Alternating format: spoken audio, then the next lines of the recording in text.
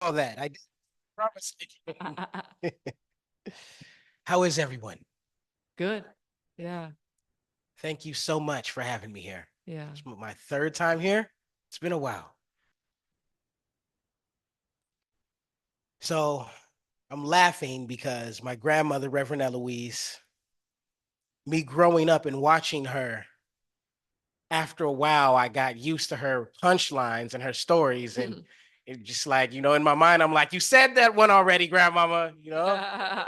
And once Spirit decided that I was going to follow in her footsteps, the one thing I promised was that I was always going to come with new material every time, and that is not possible. So you will hear a lot of recycled stuff today.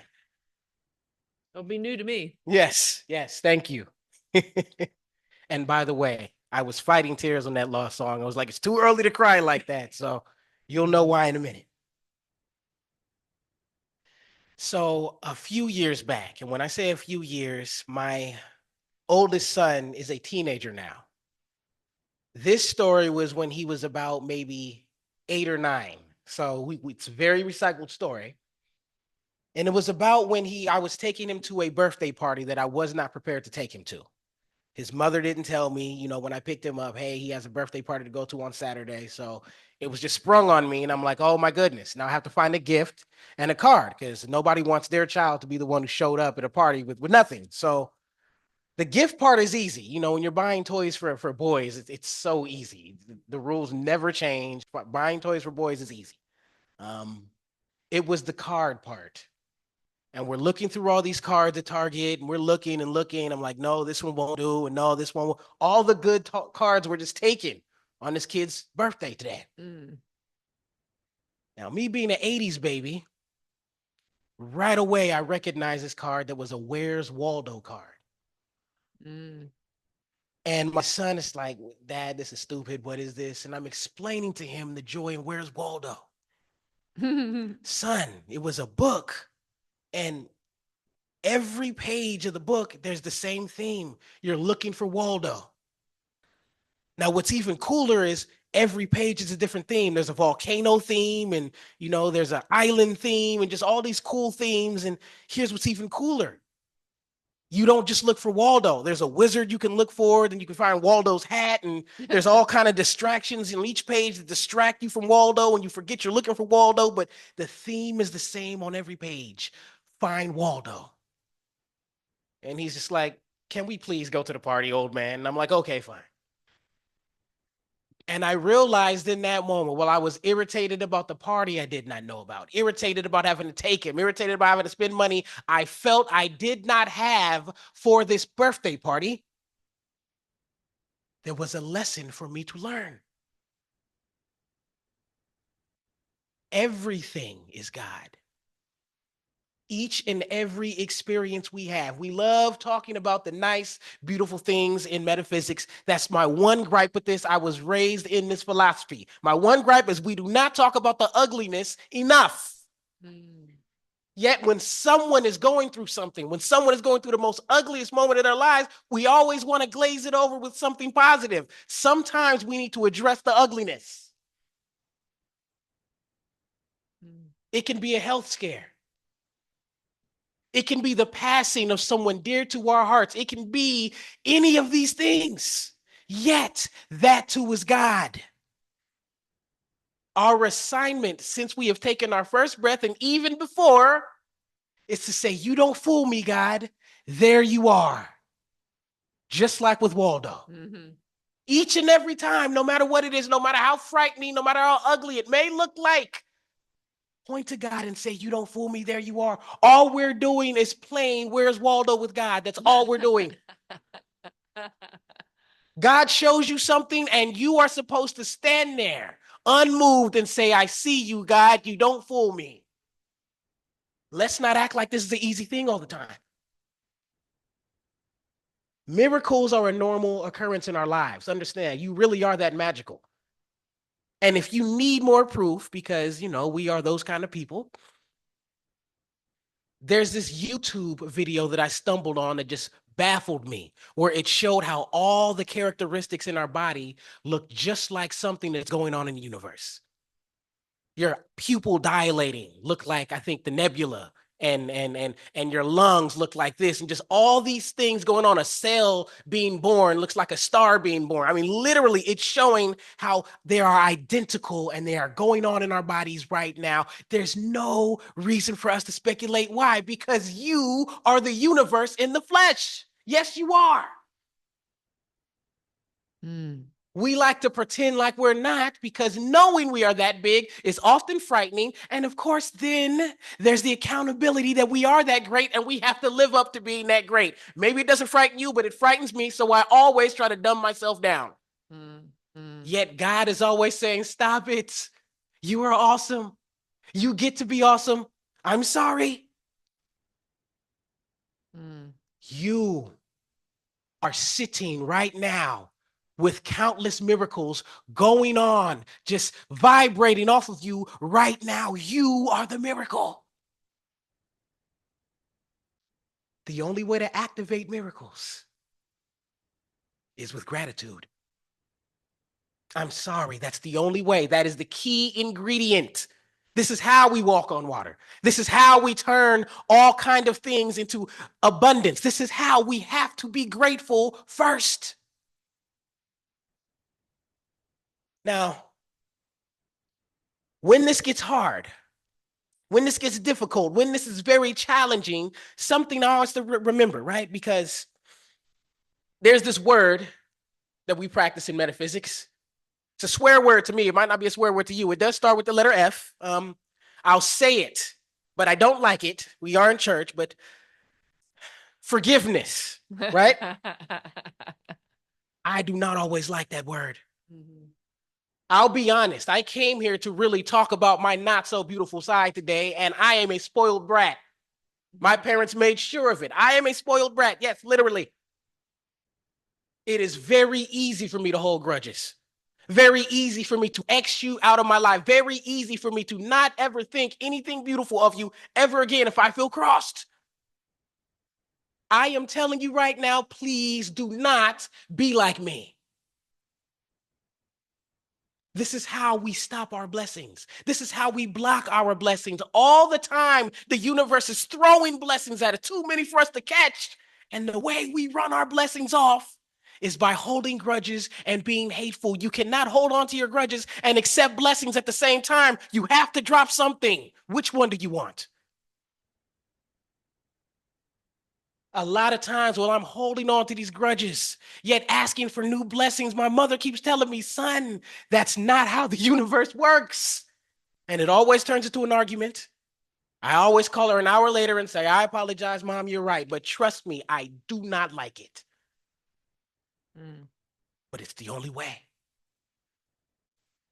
The only way to accept blessings in our lives is by dropping those old thoughts. Honestly, here's something I realized.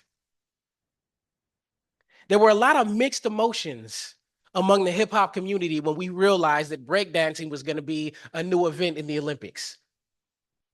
And the reason why is, well, I'll just say it, as an African American man, I've noticed that often the things we start and then put down, people pick up and then capitalize off of. It gets very annoying. And then I realized, homie, chill out. Mhm. The very thing that you created and discarded and moved on to the next was put down so someone else can take it and appreciate it. That is the circle of life. All of us do it. It's not just my community. There's only one community, and we are all learning and reflecting off each other. Stop feeling the need to hold on. It's old to you. It is awesome to someone else. Let them take it and make something awesome with it. Mm. When my ancestors came to this country, English was not our first language. Yet, we have taken the English language and have done amazing things with it. If you do not believe me, all of you have used the word bling in a sentence before. Stop acting like you haven't. Uh-huh. If you knew the album that actual word started on, you would think differently. But it does not matter to you because that word is used so greatly among the American people. The reason why is because it meant something to us. And once we put it down, others picked it up and did amazing things with it the same way. Stop holding on to the things that are old in your life. Someone else needs you to drop it so they can pick it up and treat it like a treasure. Mm. You are a miracle. But as long as we're holding on to the old, we can't allow the new in our lives. Erica Badu talked about that. Mm. She said, bag lady, you gonna hurt your back dragging all those bags like that. Now, at first, I thought she was really talking about somebody who had a messy house. She's talking about baggage. She's talking about how oftentimes we want a new partner, a new blessing, a new something in our life when we know we have baggage from the old situation still there. Do not invite me over to your house when you have his shoes still in your closet. I don't want to come over. What are we doing if we are not living a life of gratitude? That is not a fun life. I know people who have literally everything we could ask for, and they are still unhappy. There is nothing outside of you that can give you the life you want. Happiness is a decision. It literally is a decision. I'm realizing so is luck. Did you know luck was a decision? It's literally a consciousness. We can flick that switch on whenever we want. I did not know this. Now, me being raised in metaphysics, I get very arrogant knowing all. You know, that God is all there is, and it's all about consciousness and all. I literally found a four-leaf clover twice in front of my apartment at the time. Twice. And of course, because in this era, nothing exists if it's not on social media. So here I am, holding up the four-leaf clover, but we're going to let it live because we don't believe in luck. We believe in the power of consciousness. I said that ever so arrogantly. I am here to tell you I was wrong. I was wrong. Luck exists, and it is the same thing as consciousness. My cousin William, I'm supposed to always get permission technically before I put people's names in my sermons. I never do, whatever. My cousin William, when I was having a very hard time in my life, I just separated from my wife and was going through a custody battle with my other son's mom, and just all these things hit me at once. And my cousin allowed me to stay on his couch futon for just however long I don't even know how long I was there. I don't even know. I was there for a very long time. Imagine every time you wake up in the morning, there's all this stuff in your living room, and your big cousin with his strong armpits just right there in your living room every single morning. So when I finally got my act together, when I finally was able to move into my own apartment and get my own car, I couldn't wait to pay him back because he treated me so nicely. I mean, I'm literally I'm there just down on myself. Cousin, we about to order some food. You want some pizza? And just it did not matter to him. He was happy I was there. Mm. So when I got that call a few months ago that his car had been stolen and that the police had located it and it had been abandoned in some parking lot, I jumped at the opportunity. Now, Marilyn will tell you how much I love my family, but I love my cousins. You can say or do whatever you want to me. Please do not come for my family. You will see a part of me that will be unforgivable. Someone stole my cousin's car? Oh, yeah, homie. Let's go find your car. And so we went. And I'm forgetting about the whole Brother Luchan thing. I'm forgetting about the whole metaphysics and forgiveness. And oh no, I went there. Understand, as much as I am Reverend E's grandson, I am also very much from East Oakland, California. Hmm. And right when we pull up, he's ready to talk to cops about the report and the whole thing. And they're telling him, oh, yeah, it looks like they really damaged it. And they took all your tires and they busted a few windows and they really partied in your car. And I am ready to go there. I'm ready to hop out and just yell to the world, who did this to my cousin's car? And I asked my cousin, I said, what do you need me to do? And he saw that look on my face. Mm. And he said, nothing, cousin. I'll be right back.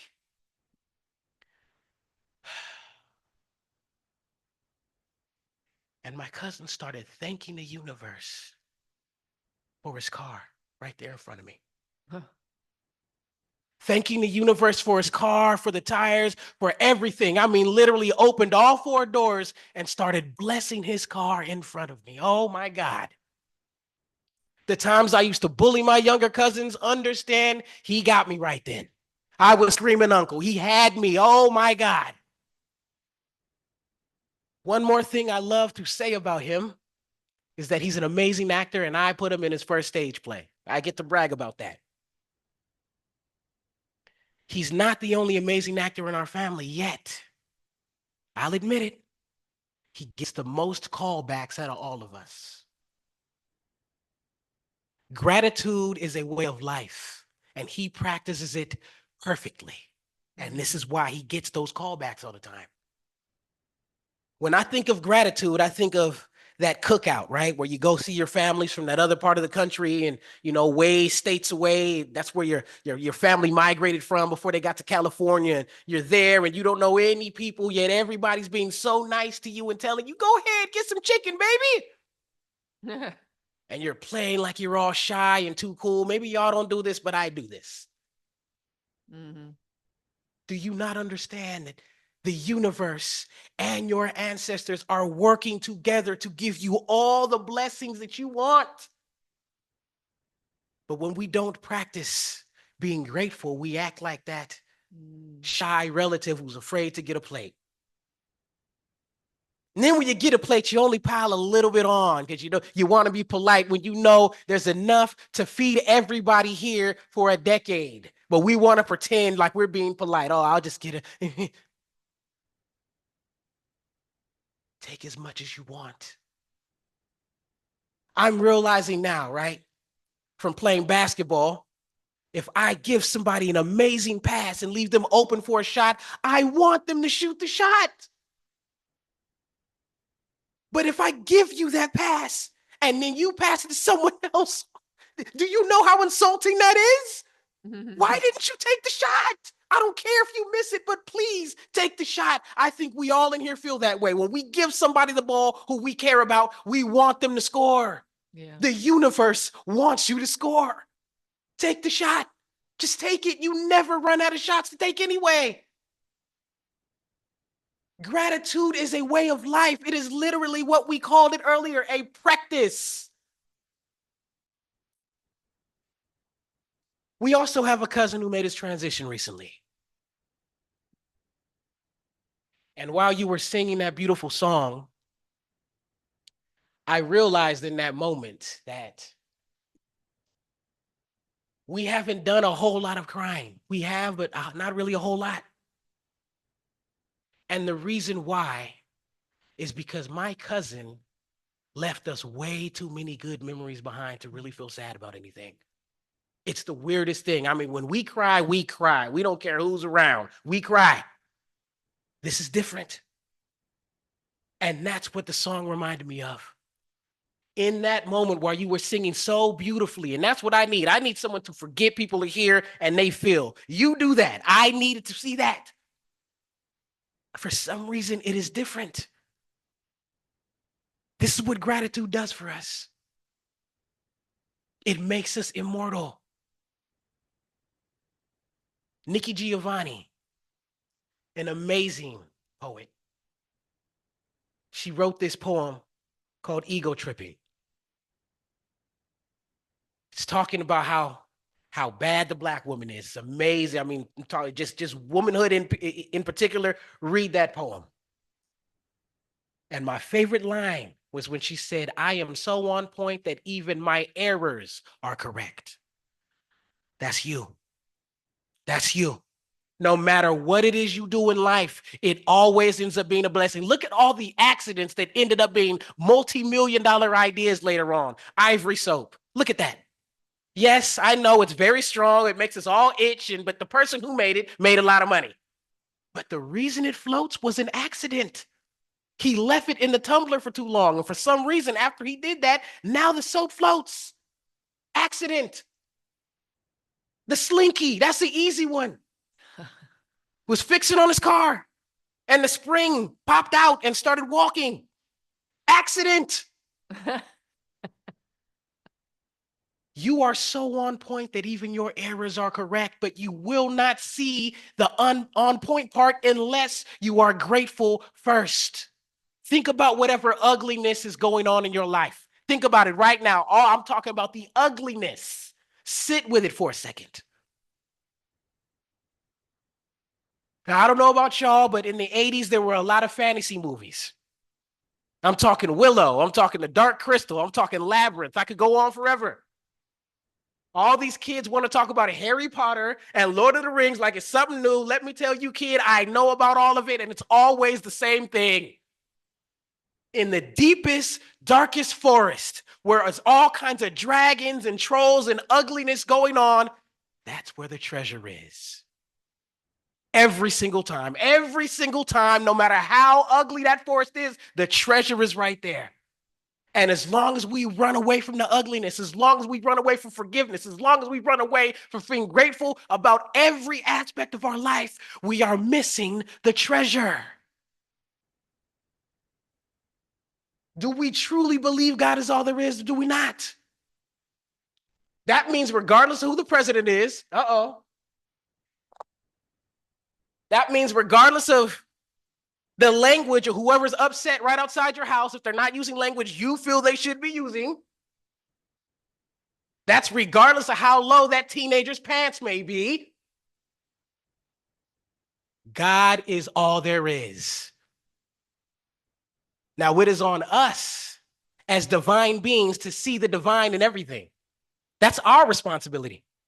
If you are divine, that means that everything you come across is divine too. Every single thing. It's our responsibility to see it.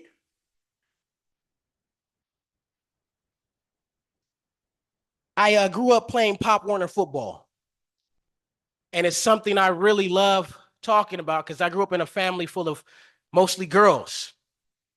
So a lot of things that boys were just supposed to know, I had to learn way later. You know, I could play with dolls real well. I can argue really well.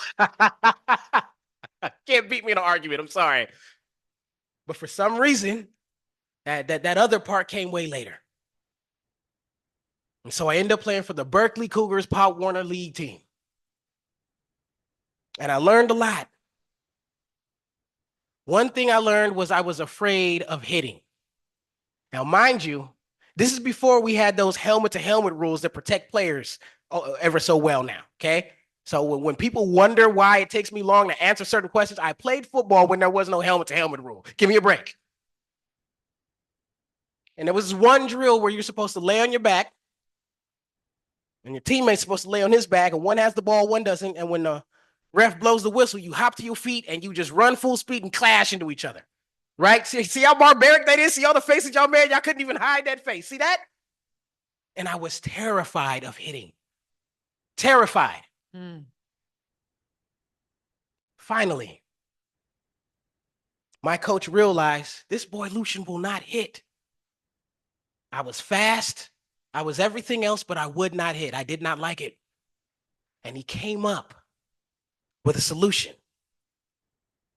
He told the defense, if he catches the ball, I want you to hit him. If he doesn't catch the ball, I want you to hit him. Now, we know everything is a metaphor, so I'm going to just let y'all sit with that. Think about your life. You get hit every time you wake up and go to that job you do not like. You get hit every time you stay in that relationship you know does not serve you any longer. You get hit every time you're doing anything you do not feel like you. You might as well live the life you want to live. You're going to get hit anyway. You might as well do it. You're going to get hit regardless. Sometimes in life we get hit. It's part of the game. And if you do not believe it, I have another example for you. Marcus Westbrook played on another team in the same league as us. He was on the worst team, but he was the best player on that team, which meant he was going to get the ball 90% of the time, which means all of us knew he was going to get the ball 90% of the time, which means pretty much every play, all you had to do was hit Marcus. Let me tell y'all something. we would try to kill Marcus. Our coach gave us direct instructions to bury Marcus every play. He taught me something though. The harder we hit him, the harder he would get up laughing. I'm talking every single play. We would hit him, the crowd would ooh, and he would get up laughing every single time. It got to the point to where the coach was getting angry, said, Marcus is out there clowning you guys. Coach, what do you want us to do? He likes it. What if you accept the parts, all parts of the game of life? Even the parts that do not feel so good. What if you accept and are grateful for those parts too? You are an indestructible player at that point. Now, when, in the hip hop community, we love to say, we call each other player. Hey, what up, player? Oh, how you doing, player? And then, your girlfriend hears it and says, player? What does that mean, right? But we're all players in the game of life. Whether you like it or not, you are a player in the game of life. And part of this game is dealing with the things we do not like. But if we learn to love every part of life, now we're not faking anymore. Now we can really say God is all there is. But if we're only cherry picking the parts we like, hold on now. Are we really living a life of God is all there is? Part of gratitude is realizing that nobody is successful on their own. We are pack beings. We are community beings. That's what we are. And I realize that I have been pushing my blessings away by trying to get successful on my own. It's impossible. It is impossible. No one makes it on their own. We are pack beings. We need each other. And more than that, when we push away the blessings others are trying to give us, we are now cheating them from feeling good about helping us. Every single amazing running back, this is for those who study football, had an offensive line that was just as amazing. Barry Sanders, Walter Payton, Emmitt Smith, all these dudes had amazing offensive lines. And more importantly, they would always praise their offensive line every single interview. We have this term in corporate America where we talk about the down line, right? Oh, that's work for our down line. It's time we come up with a better term. That's called the foundation. Those group of people in every single company that we like to refer to as the downline, that is your foundation. And when your foundation is strong and feeling appreciated, you have an amazing house. But the moment your foundation starts feeling unappreciated, you have a weak foundation. Let's appreciate our foundation. Let's appreciate the community around us that wants to bless us. Also understand that you have a light, a beautiful light that shines very brightly, and not everyone is going to appreciate it. Your light may intimidate others. I'm wrapping it up right here, I promise. There was a group by the name of Outkast. And this group came right after Tupac had died and Biggie had died. You may have to Google those. I just, I heard you say that I do a lot of hip hop references, so I thought you were giving me the green light. And so Outkast was one of the first groups from the South. And it was new to us. Like, why do they talk like that? And they sound country, and it was very new to us. It wasn't always cool to be a Southern rapper. And finally, after a lot of trying, on their third album, Outkast got 5 mics in the Source, which meant that it was a certified classic. And they got to the Source Awards to accept their award. And Andre 3000 said something so short yet so beautiful when he accepted that award. He grabbed the mic and he said to everybody, the South got something to say. Understand what he was saying. I understand that you miss Biggie. I understand that you miss Tupac, but please understand that hip hop must live on, and the South got something to say. your life continues on, just like the universe continues on, and you still have more to say. Make sure that you always start that sentence with a word of gratitude. Mm. Ashe. Mhm. Yeah. Woo. Yeah.